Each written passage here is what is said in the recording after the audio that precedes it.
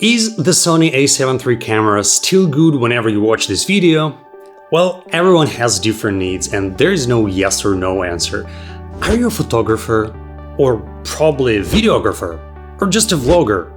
I have no idea, but I've made a short list of features that are important to me as a video content creator, so hopefully it will help you to decide whether you still want to buy it or not. So keep watching this video, it's very informative, without unnecessary BS. Okay, so I bought this camera in May 2019 for about $2,300, and for the moment I'm shooting this video right now, you can even find it for $1,700. So the price dropped significantly, mainly because Sony introduced during this time frame several other models with comparable prices and also much more expensive ones. Well, I was not chasing the newest camera trends and I'm not chasing them now because I always ask myself two questions. Will a new camera increase my video making skills? Yes or no?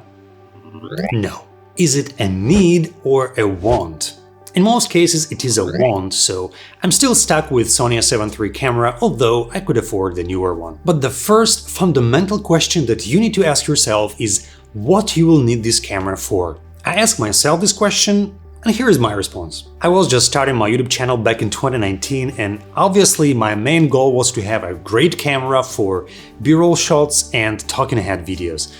Occasionally I wanted to be able to shoot commercial videos, weddings, and take photos from time to time.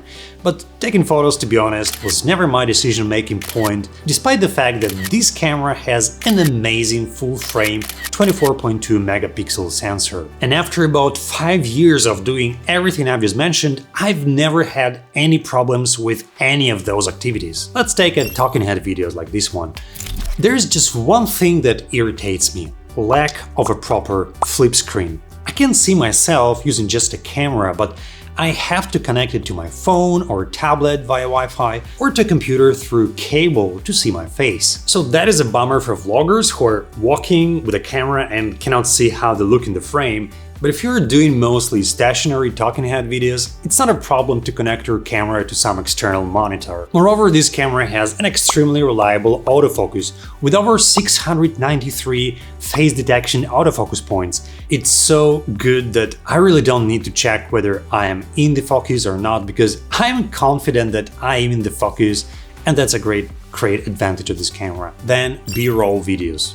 Oh man, I just love to shoot B-roll videos in slow motion. This camera is capable of shooting even 120 frames per second in full HD. During the first years of having this camera, I shot terabytes of slow-mo videos because they look so good on the screen. Unfortunately, in 4K resolution it has a maximum of 30 frames per second, so you cannot shoot a slow motion with such setting. But if only this camera could have 60 frames per second in 4K, I don't think I would consider any other camera for the next couple of years. Back then, Full HD was more than enough. Probably it is more than enough even today, but at some point I switched to 4K videos on my channel, so every time I shot a slow-mo in Full HD, I had to upscale it to 4K. I do it even today when I have some slow motion, so nothing really changed from this perspective. Okay, next is commercial videos. This is something that I do until today.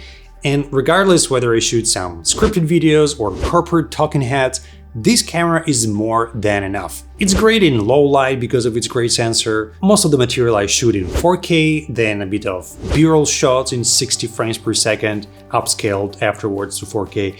And projects are nice, crispy, and top-notch quality. Moreover, when potential clients reach you, they don't usually ask what camera you have or how many frames per second it shoots in 4K. Nobody really cares. They saw your portfolio, they liked it, and they want the same in their company. That's it. So Sony a7 III does its job and does it really well. By the way, usually I use an expensive external microphone plugged into the external recording device, but sometimes when I just need some ambient sounds or simply I just don't want to take much stuff outdoors, I plug my Rode Video Micro right into the Sony a7 III, which you hear right now, and the sound is really great, especially outdoors, because I just don't like how it sounds indoors. Okay, so for weddings is almost the same. 4K videos, slow motion in Full HD, perfect low light performance, but the key feature that Sony a7 III totally nailed, which is extremely important during weddings for any camera, is its battery life. I never used more than 2 batteries, even when I was shooting from early morning, non-stop until deep night. It's enough to plug a spare battery into the charger when you're shooting with the main one and then swap them whenever you feel it's time, and you'll never run out of power.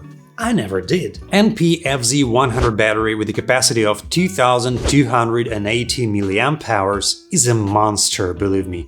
Never let me down. What about photographs? I did use it for my private photos, for commercial photo sessions. Nothing to add, it's just a professional full-frame camera that will blow your mind with its depth of colors and its great sharpness. I'm not a photo guy, but even simple photos I make with this camera look so juicy. Another thing that I liked about this camera is its weight. I think it's great, not too light but not too heavy as well. 650 grams with a nice grip, almost not feeling it after a long day of shooting. Then viewfinder. I really appreciate that this camera has a viewfinder because I cannot imagine how I would adjust exposure on a very sunny day using just an LCD screen. Viewfinder really helps, and a lot of new, more expensive cameras simply don't have this great feature. Last thing I want to mention are video profiles, which are super important to many of you.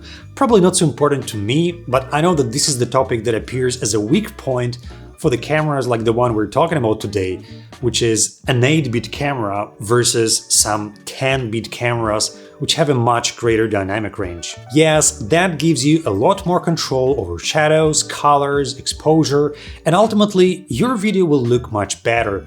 But this is not something that convinced me to switch to a newer camera. I just feel that I still can squeeze much more from my 8-bit camera using my favorite HLG3 picture profile. So if you really want to push your production quality even further, then yeah, probably a 10-bit camera would be a great choice for you, although more expensive. But I just don't think I need it at this stage of my life. Moreover, I would then need more SD memory cards, more hard drive or cloud storage, probably a better computer for editing. I think I can live without it for now. So guys, a7 III is still a great piece of technology that I use and it still satisfies my needs. But if I would summarize in just 3 points the weak sides of this camera, these things would be: Number 1, limited flip screen. You cannot see yourself when talking to camera, and that may be a problem to some of you. Number 2, lack of 60 frames per second in 4K, so slow motion only in Full HD, really sad. And finally, an 8-bit color system for videos. It would be just really great if it was 10 bits. That's it. Everything else is just great. And if you want to purchase this camera, I left a link in the description, go check it in detail, compare it to other cameras, and watch my videos you see on the screen. 99% of them I shot using Sony a7 III camera, so enjoy and see you in the next one. Cheers!